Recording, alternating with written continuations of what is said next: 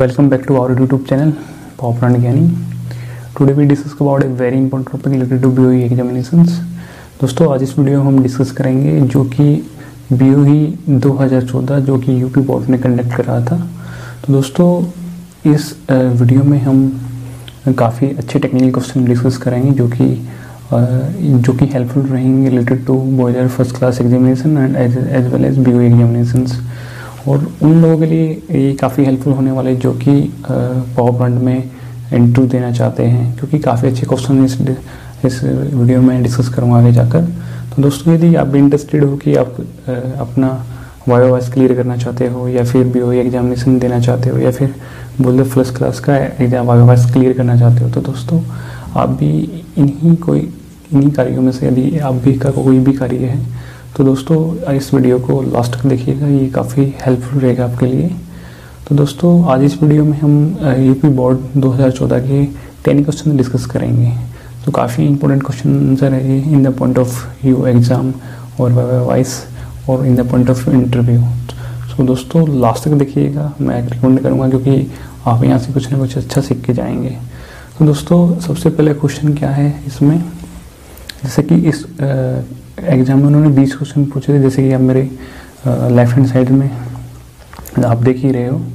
तो दोस्तों इसमें 20 क्वेश्चन हैं 20x1 एंड 20 मार्क्स के। तो दोस्तों हम इस वीडियो में फर्स्ट 10 क्वेश्चन डिस्कस करेंगे। तो सबसे पहला क्वेश्चन क्या है, चूज द करेक्ट आंसर। इनमें से कोई करेक्ट आंसर आपको चूज करना है। तो दोस्तों जो सबसे पहला क्वेश्चन है वो है Hooke's law holds goods up to. तो जो हुक्स लॉ है वो किसके लिए अच्छा रहता है। तो ऑप्शन है ए है यील्ड पॉइंट, बी है लिमिट ऑफ प्रोपोर्शनलिटी, सी है ब्रेकिंग पॉइंट, डी है इलास्टिक लिमिट। तो दोस्तों हुक्स लॉ जिन लोगों ने स्ट्रेस स्ट्रेन डायग्राम पढ़ा है तो क्या है ये सारी पॉइंट्स क्या है उसी से उठाए गए हैं। तो दोस्तों सबसे पहले यदि आप इसको अच्छे से समझना चाहते हो तो आपको स्ट्रेस स्ट्रेन डायग्राम जरूर पढ़ना पड़ेगा, तो उसमें ही ये सारे पॉइंट अच्छे से सिंप्लीफाई किए गए हैं। लेकिन अकॉर्डिंग टू दिस प्रॉब्लम जो इसका according to Hooke's law holds goods up to, इसका जो ऑप्शन रहेगा बी रहेगा लिमिट ऑफ प्रोपोर्शनलिटी। तो ये क्यों रहेगा मैं आपको बता देता हूँ। Hooke's law states that the strain of the material is proportional to the applied stress। कि जो Hooke's law में जो स्ट्रेन्स डेवलप होता है inside the material is the proportional होता है अप्लाइड स्ट्रेस के। तो with in the elastic limit of the material, कि भाई जब तक मटेरियल की इलास्टिक लिमिट रहेगा तब तक वो प्रोपोर्शनल रहेगा अप्लाइड स्ट्रेस के। When the elastic material are stressed, जब भी इलेक्ट्रिक मटेरियल को स्ट्रेच किया जाता है, the atom and the molecule of deform until the stress is been applied. तो क्या है उस मटेरियल के जो है मॉलिक्यूल है वो क्या है डिफॉर्म होना स्टार्ट हो जाते हैं। वो तब तक होते रहे जब तक हम वो स्ट्रेस उस मटेरियल से रिमूव नहीं करते। आफ्टर दैट स्ट्रेस रिमूव वो क्या है वो मटेरियल क्या है अपनी शेप रीगेन कर लेता है, यानी उसी शेप में आ जाता है। तो Hooke's law to hold the extension and force must always be proportional.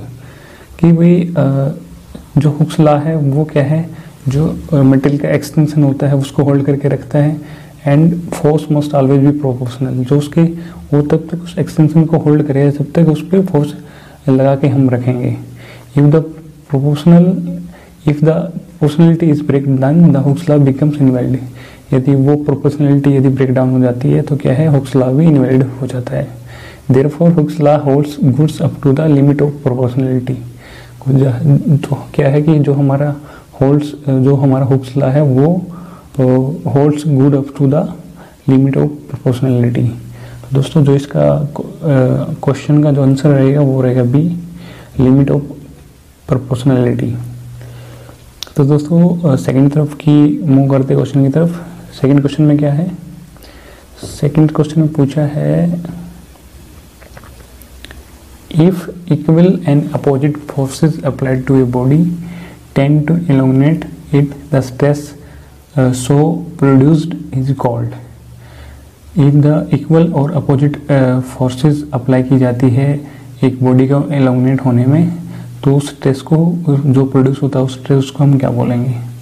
तो दोस्तों उसको हम जो ऑप्शंस दे रखे हैं वो है, ये है इंटरनल स्ट्रेस, बी है ट्रांसवर्स स्ट्रेस, सी है टेंसल स्ट्रेस, डी है कंप्रेसिव स्ट्रेस। तो दोस्तों if equal and opposite forces apply to a body tend to eliminate the stress so produce is called the tensile stress, जो कि mark भी कर रखा है। तो दोस्तों सबसे पहले आपको पता होना चाहिए इस टेंसल स्ट्रेस होता क्या है। आपको बता दूं टेंसल स्ट्रेस होता क्या है। Tensile stress is defined as the force per unit area induced in the body in response to externally applied forces which tend to eliminate or stress the body।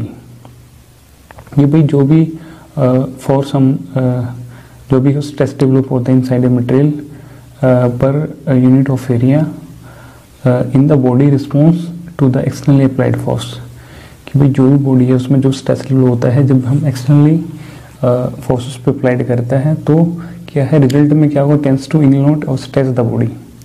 Suppose that हम यहाँ पे एक इस pen के example लेते हैं, क्या है इस पे दो इक्वल एंड अपोजिट, इस इधर से भी इसमें फोर्स लगेगा तो इधर से भी फोर्स लगेगा, तो क्या है क्या इसके क्या एक्सिस के अलोंग क्या है एक जो स्ट्रेस डेवलप होगा तो वो क्या है या तो इसको वो इलोमिनेट करेगा या उसको स्ट्रेच करेगा। तो क्या है जो टेंसल स्ट्रेस को हम सिग्मा से डिनोट करते हैं, इसको हम यदि टेक्निकली बोला जाए तो sigma is equal to F upon A. F यहाँ पे क्या है, एफ है फोर्स अप्लाइड और ए क्या है क्रॉस सेक्शन एरिया। कि दोस्तों जो भी हम इस पे स्ट्रेस डेवलप करेंगे पर यूनिट एरिया ही होगा वो, तो क्या है जो हमें फोर्स अप्लाई किया और पर यूनिट एरिया इसका, तो क्या है वो है क्या है यदि हम अपोजिटिव फोर्स लगाएंगे इक्वल एंड अपोजिटिव दोनों तरफ क्या है ये एलोंगनेट होगा। एलोंगनेट होता है इसकी क्या है ये इसकी या तो लेंथ रिगेन करेगी, तो क्या है यदि हम इसको फोर्स और बढ़ा देंगे तो क्या है इस पे मिडिल पॉइंट पे जो स्ट्रेस कंसंट्रेशन एक्सीड होगी तो क्या है यहाँ पे एक नेक तरह की फॉर्म हो जाएगा। तो अकॉर्डिंग टू दिस प्रॉब्लम क्या रहेगा, जो है जो जब हम equal and opposite force apply है किसी भी एक बॉडी के ऊपर तो क्या है उस स्ट्रेस को हम क्या कहेंगे टेंसल स्ट्रेस। तो दोस्तों आई थिंक आपको क्लियर हो गया होगा। अभी थर्ड क्वेश्चन की तरफ मूव करते हैं। थर्ड क्वेश्चन में पूछा गया कि modulus of rigidity is defined as the ratio of, जो मॉडुलस ऑफ रिजिडिटी है वो किससे डिफाइन की जाती है। तो इसके अकॉर्डिंग क्या है जो इसमें ऑप्शंस दे रखे हैं वो है ए है longitudinal stress and longitudinal stress, B है volumetric stress to volumetric strain, C है lateral stress and latent strain, D है shear stress and shear strain.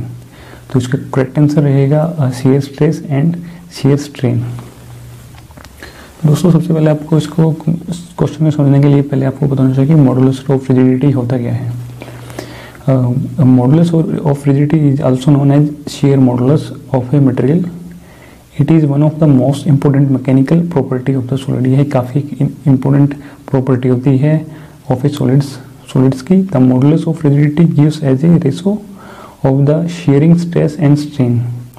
जो अपना modulus of rigidity है वो क्या है, वो is the ratio of shear stress and shear strain of the body। It is defined by G। ये जो मॉडुलस ऑफ रिजिडिटी उसको हम जी से डिनोट करते हैं। तो दोस्तों जी इज इक्वल टू क्या रहेगा shear stress upon the share strain. तो दोस्तों इन द सेंस ऑफ देखा जाए तो ये काफ़ी एक जो सॉलिड्स मटेरियल होते हैं उसकी काफ़ी अच्छी मैकेनिकल प्रॉपर्टीज़ हैं और जो कि हमें शेयर स्ट्रेस और शेयर स्ट्रेन के रेशो को हमें बताती है। तो इसका जो करेक्ट आंसर रहेगा वो रहेगा D share stress and shear strain. अभी फोर्थ क्वेश्चन की तरफ मूव आउट करते हैं। फोर्थ क्वेश्चन की तरफ में पूछा गया कि the pressure at which the latent heat of evaporation in zero is, कि वो प्रेशर क्या है, प्रेशर वो किस प्रेशर पे जो लेटेंट हीट ऑफ इवेपोरेशन है वो जीरो हो जाती है।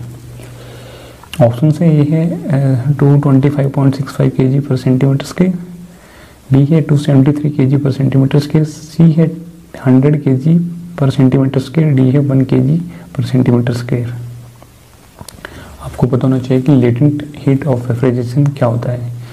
तो दोस्तों यदि आपको लेटेंट हीट ऑफ रेफ्रिजरेशन आपको अच्छे से समझना, तो आपको जो स्टीम फॉर्मेशन डायग्राम आप या उसको हम बोल सकते हैं स्टीम फॉर्मेशन कर्व, तो आपको वो अच्छे से रीड आउट करना पड़ेगा यदि आपको इसको अच्छे से जानना है।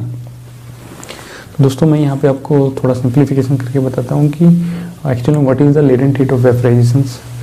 तो किस पॉइंट पे जाकर या किस प्रेशर पे जाकर latent heat of refrigeration zero हो जाता है।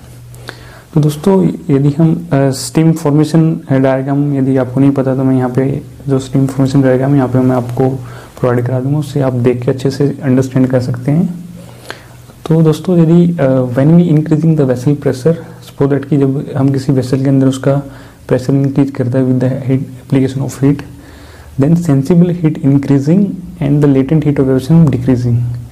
उस टाइम पे क्या होगा कि भाई जो सेंसिबल हीट है वो आपकी इंक्रीज होगी, और लेकिन जो है लेटेंट हीट ऑफ रेफ्रिजरेशन है वो क्या है, वो डिक्रीज रहेगी।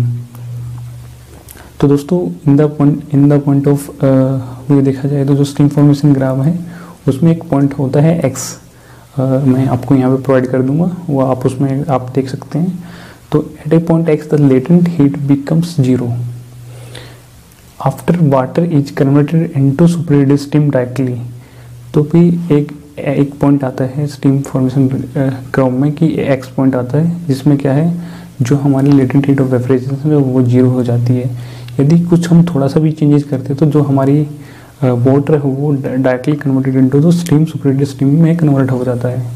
The point is called critical point. उस पॉइंट को हम क्या बोलते हैं, क्रिटिकल पॉइंट बोलते हैं। और उसके कोरस्पॉन्डिंग जो प्रेशर वहाँ पे उस प्रेशर पे जो ये सारा सब कुछ हुआ है उसको क्या हम बोलते हैं, वो क्रिटिकल प्रेशर बोलते हैं। तो दोस्तों जो क्रिटिकल प्रेशर है वो क्या रहेगा इस पॉइंट पे, जो क्रिटिकल प्रेशर है वो रहेगा 225 kg पर सेंटीमीटर स्क्वायर, और हम कह सकते हैं 221.2 bars. And the corresponding temperature, उसके कोरस्पॉन्डिंग टेम्परेचर क्या रहेगा 374 डिग्री सेल्सियस। जो इस प्रॉब्लम का जो करेक्ट आंसर रहेगा वो रहेगा A, 225.65 kg per centimeter square, जिस पर उस प्रेशर पर क्या है हमारी latent heat of refrigeration zero रहेगा। तो दोस्तों फिफ्थ क्वेश्चन है। फिफ्थ क्वेश्चन में पूछा गया है a thin shell of diameter D, thickness d and length l is subjected to a internal pressure.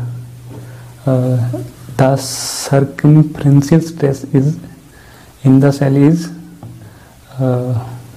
दोस्तों इसमें क्या पूछा गया कि एक थिन सेल है जिसका डायमीटर d है, थिकनेस d है और लेंथ है वो है l है, और क्या है वो under subjected to the internal pressure p है।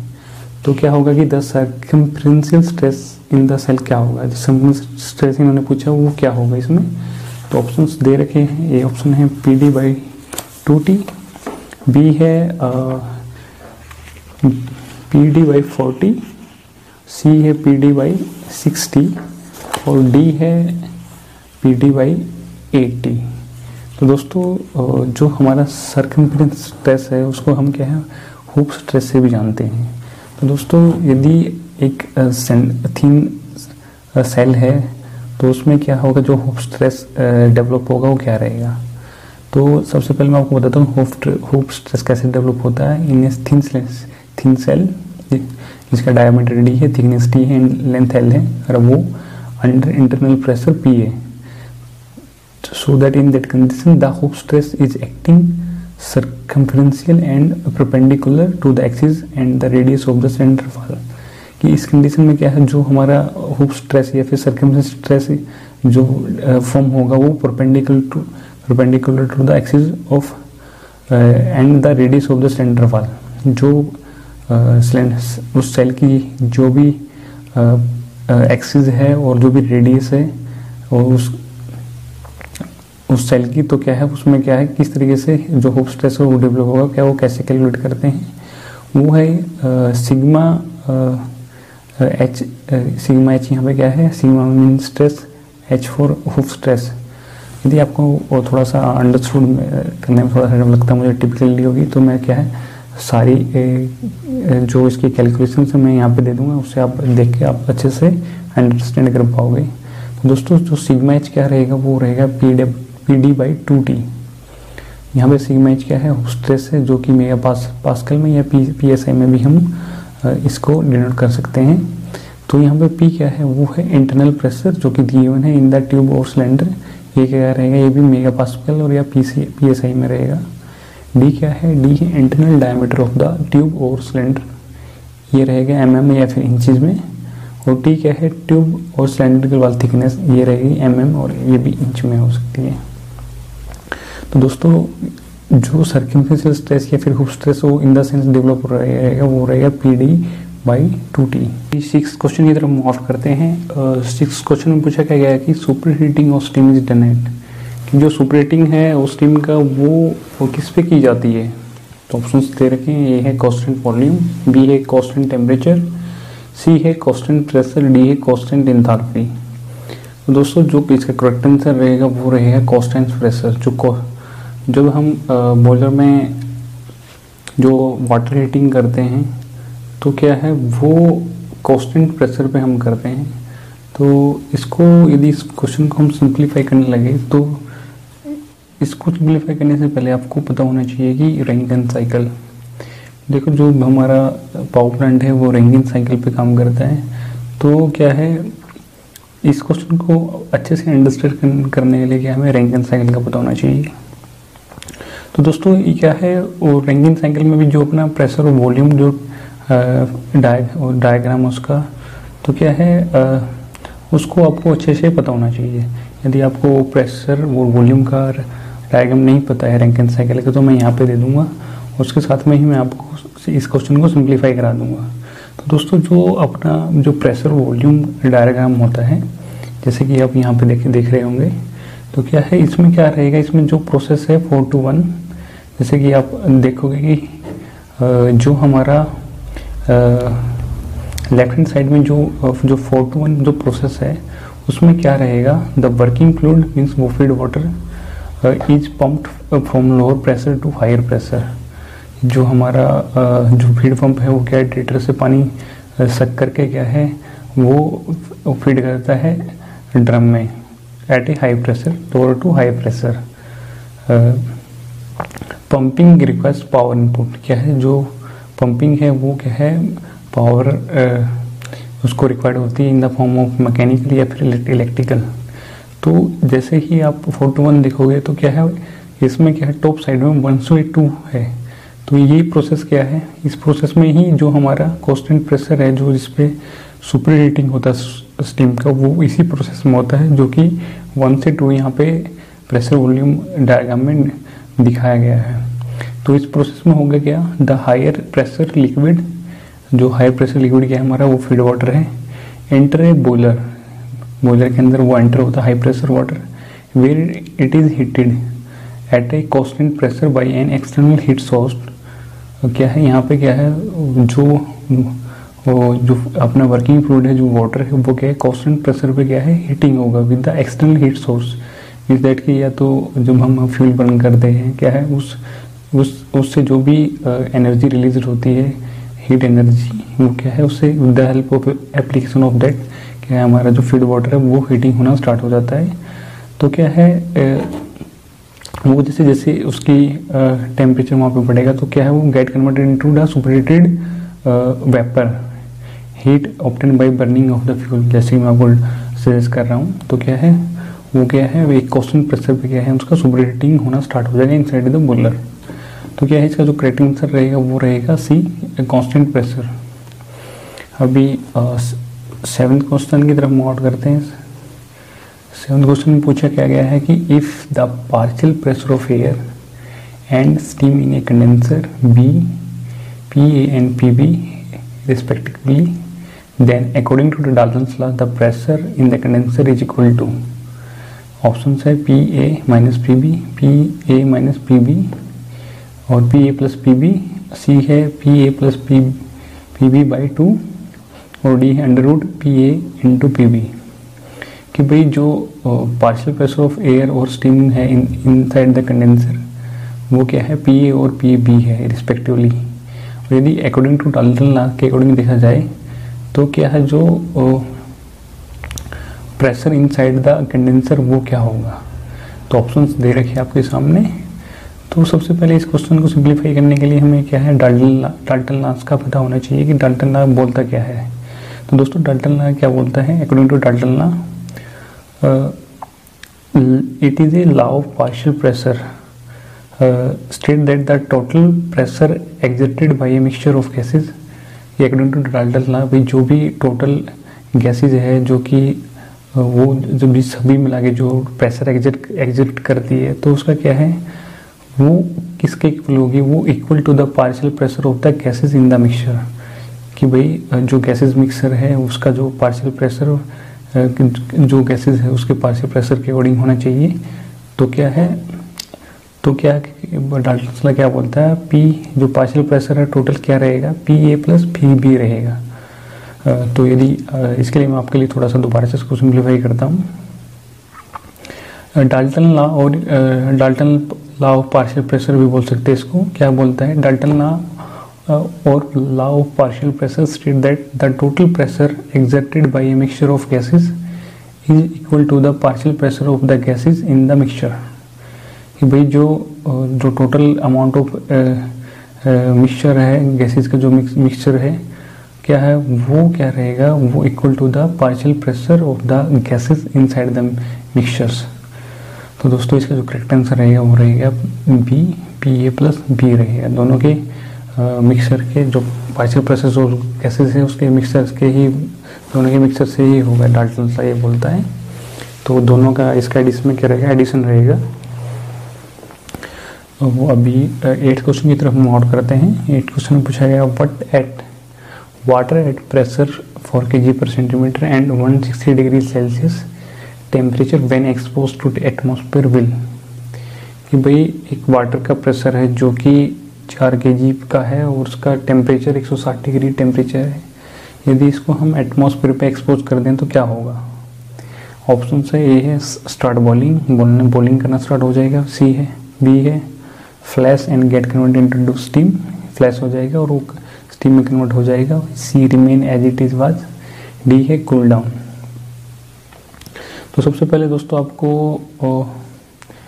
जो इसका करेक्ट आंसर रहेगा वो रहेगा flash and get converted into steam. कि ये फ्लैश होगा और स्टीम में कन्वर्ट हो जाएगा। ये सबसे पहले आपको बताना चाहिए कि फ्लैश स्टीम क्या होता है, क्योंकि 4 kg पे और 160 डिग्री टेम्परेचर पे क्या रहेगा, फ्लैश स्टीम जनरेशन के चांसेस होंगे।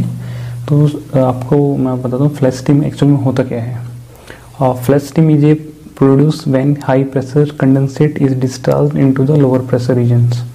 कि जो हमारा हाई प्रेशर का कंडेंसेट होता है वो लो प्रेशर में डिस्चार्ज किया जाए तो the word flash describe the way it is formed. कि भाई जब हमारा हाई प्रेशर का कंडेंसेट है जिसमें हम लो प्रेशर रीजन में इसको डिस्चार्ज करेंगे तो क्या है, एक जो अपनी फ्लैश स्टीम है वो फॉर्म होगी। तो इसको आगे सिंप्लीफाई करते हैं। whenever this pressurized condensate is exposed to atmospheric pressure, it has energy more than it can contain at atmospheric pressure। कि भाई जो भी हमारा प्रेशराइज कंडेंसेट है यदि हम उसको एटमॉस्फेयर में छोड़ेंगे तो क्या है, वो जो कि उसकी एटमॉस्फेरिक प्रेशर पे जो उसकी हीट होनी थी उससे कहीं ज़्यादा होती है। तो इसीलिए वो क्या है, फ्लैश, एक तरह की फ्लैश स्टीम या फोगी टाइप का कुछ दिखता है जब वो एटमॉस्फेयर में हम डिस्चार्ज करें, क्योंकि उसकी क्या एनर्जी है वो as compare to atmospheric pressure क्या है वो ज़्यादा रहती है। तो दोस्तों अभी इसको मैं आगे और सिंप्लीफाई करता हूँ आपके लिए कि this excess energy is use to convert a portion of the condensate into steam. कि जो अपनी जो एक्सेस एनर्जी है यही कंडेंसेट को वो स्टीम में फॉर्म करने में मदद करती है। This phenomena is called as flashing. इसी फिनोमेना को हम क्या है, फ्लैशिंग कहते हैं। And the steam so generated is called the flash steam. इससे जो क्रिया करने के बाद जो स्टीम रिलीज होती है उसी को हम क्या बोलते हैं, फ्लैश स्टीम बोलते हैं। तो दोस्तों यहाँ पे मैंने एक एग्जांपल लिया इसको सिंप्लीफाई करने के लिए, मैं आपको बताता हूँ। जैसे सपोज दैट आपको इस बोर्ड में आप देख रहे हैं कि water at pressure 4 kg and 160 degree temperature. Suppose that ये 4 kg जो प्रेशर है और 160 डिग्री टेम्परेचर है, ये क्या है, सपोज एक ये प्रोसेस में हमने दे दिया, तो क्या है वहाँ पे क्या है, सपोज इस प्रेशर और टेम्परेचर पे मान लेते हैं इसकी एंथैल्पी की कितनी हो सकती है, मान लेते हैं 650 किलो कैलोरी पर केजी हो सकती है। तो क्या है, जैसे जैसे ये प्रोसेस में हीट एक्सचेंज करके आएगा तो क्या है, हमारा जो प्रेशर है वो तो सेम रहेगा, लेकिन जो हमारी एंथैल्पी ऑफ स्टीम क्या है वो रिड्यूस हो जाएगी। सपोज दैट वहाँ पे 650 थी, तो क्या है लास्ट स्टेज में आते होते हमारे क्या है 180 या फिर 200 तक जो हमारी स्टीम की जो एंथैल्पी रहेगी वो बचेगी, तो क्योंकि वो उसने वहाँ पे क्या है हीट एक्सचेंज कर दी, उसकी क्या है एंथैल्पी ड्रॉप डाउन होगी। लेकिन क्या है प्रेशर क्या रहा है, वो प्रेशर हमारा सेम रहा। तो क्या है, after losing heat the produce being heated condensate will be formed at the same pressure with an enthalpy of 150 या 200। कि भाई उसने वहाँ पे हीट एक्सचेंज कर दी, जो कंडेंसेट फॉर्म हुआ वो क्या है, जो उसकी एंथैल्पी है वो 150 to 200 है, लेकिन उसको क्या है वो सेम प्रेशर सेम रहा। उसी कंडेंसेट को हम यदि एटमॉस्फेयर पे छोड़ेंगे तो क्या है वो फ्लैश स्टीम हो जाएगा। तो इसका जो करेक्ट आंसर है वो रहेगा B, flash steam and get converted into steam. दोस्तों यदि अभी तक आपको लगता है कि कोई भी क्वेश्चन में आपको कोई भी डाउट हो तो मुझे नीचे कमेंट सेक्शन में जरूर बताइएगा, मैं आपको उसके रिलेटेड क्वेश्चन आंसर मैं आपको आंसर में इमीडिएट दूंगा। तो दोस्तों देर न करते नेक्स्ट वीडियो की तरफ मूव आउट करते हैं, नेक्स्ट क्वेश्चन की तरफ करते हैं। तो दोस्तों ये है 9th क्वेश्चन है इस वीडियो का, सेकंड लास्ट क्वेश्चन बोल सकते हैं।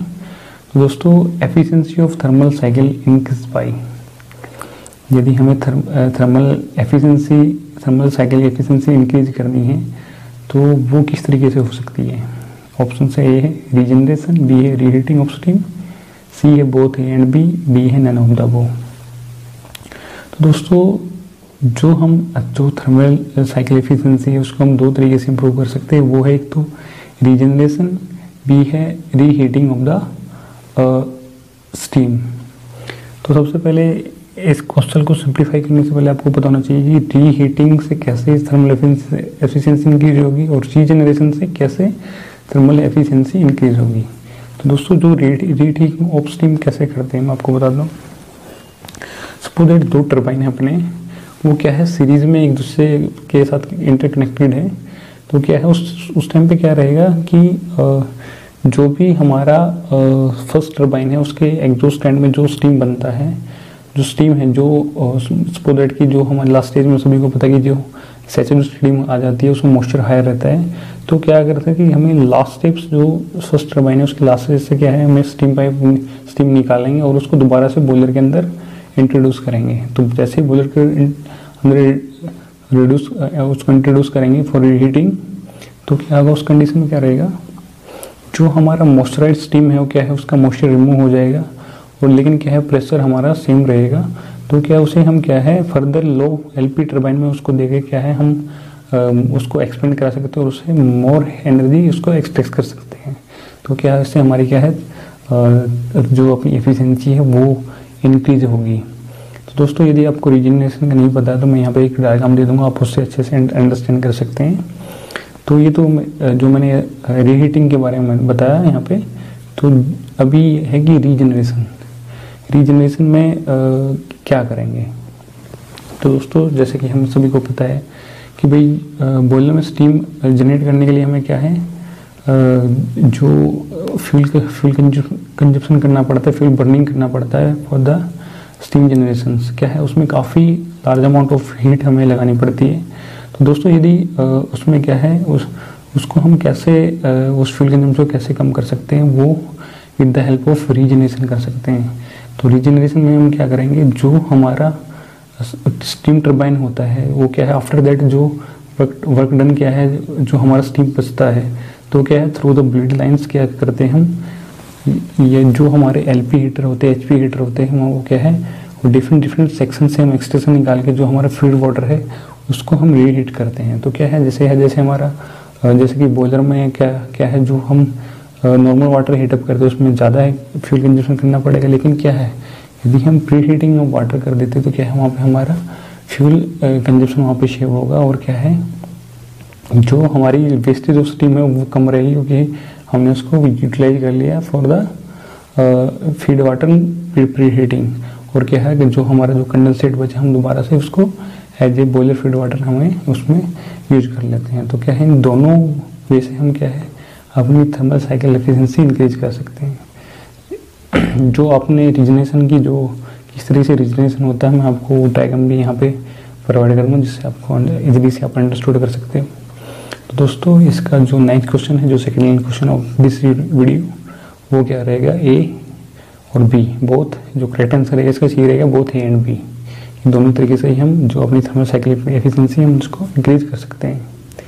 तो दोस्तों इसको वीडियो का लास्ट क्वेश्चन है, for burning of 1 kg of carbon to CO as per chemically correct combustion the amount of oxygen required. यदि भाई जो अपना 1 kg कार्बन है, carbon to CO per chemically correct combustion, तो दोनों का यदि करेक्ट वे से कंबशन कराया जाए तो कितने अमाउंट ऑफ ऑक्सीजन हमें चाहिएगा। वो ऑप्शन से ए है 1 kg, बी है 4/3 kg, सी है 8/3 kg, डी है 2 kg। दोस्तों जो इसका करेक्ट आंसर रहेगा वो बी रहेगा, वो रहेगा 4/3 kg, क्योंकि इसमें क्या है जो अपना कार्बन है और जो सी उनकी जो है मॉलिक्यूलर वेट उसमें फॉर्मूल में पुट आउट करके क्या है हम इसको सिंप्लीफाई करके जो आता है वो रहेगा 4/3 kg। तो दोस्तों ये लास्ट क्वेश्चन है इस वीडियो का। तो दोस्तों अभी तक आपको लगता है कोई क्वेश्चन में आपको समझ में नहीं आया और आप किसी क्वेश्चन के बारे में ज़्यादा जानना चाहते हो, मुझे नीचे कमेंट सेक्शन में जरूर बताइएगा, मैं आपकी हेल्प करके अपने आप को काफ़ी क्वेश्चन समझूंगा। तो दोस्तों आज के लिए इतना ही काफ़ी, फिर मिलेंगे अच्छी टेक्निक वीडियो के साथ। उससे पहले मैं आपको रिक्वेस्ट करना चाहूँगा, यदि इस वीडियो में आप मुझे पहले बार देख रहे हो तो मैं आपसे रिक्वेस्ट करूँगा please do subscribe this channel as soon as possible, क्योंकि मैं इस चैनल पर पॉपुलर और मेंटेनेंस से लेकर काफ़ी अच्छे टेक्निकल वीडियो बनाता रहता हूँ जो कि आपके करियर ग्रोथ के लिए काफ़ी हेल्पफुल होते हैं। दोस्तों आज के लिए इतना ही काफ़ी, फिर मिलेंगे अच्छे टेक्निकल वीडियो के साथ, तब तक के लिए जय हिंद, जय भारत, स्वस्थ रहिए, सुरक्षित।